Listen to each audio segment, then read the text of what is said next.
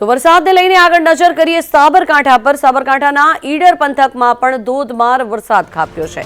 વરસાદ વરસતા રોડ રસ્તાઓ પર પાણી ફરી વળ્યા છે, ત્યારે લાલપુર, બુઢિયા, મોહનપુરા અને ગંભીરપુરામાં પણ વરસાદ વરસ્યો।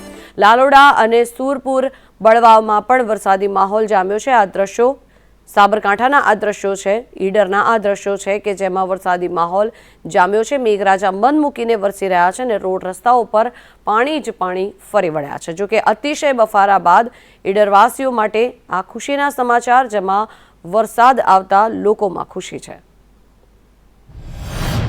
નગર, હિંમતનગર, ત્યારબાદ ગાભોઈ વિસ્તારમાં વરસાદ ખાબક્યો હતો અને સાંજે અસહ્ય ગરમી અને બફારા બાદ વરસાદ પડી રહ્યો છે। અને આ જે વરસાદ નીચાણવાળા વિસ્તારમાં લોકોને અવરજવરમાં તકલીફ પડી રહી છે અને નીચાણવાળા વિસ્તારોમાં પાણી ભરાવાના કારણે અવરજવર કરતા બજારોમાં લોકોને મુશ્કેલી પડી રહી છે।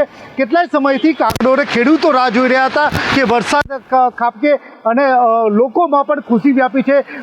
સાંજે ધોધમાર વરસાદના કારણે ઠંડક પ્રસરી છે અને લોકોમાં ખુશી વ્યાપી છે।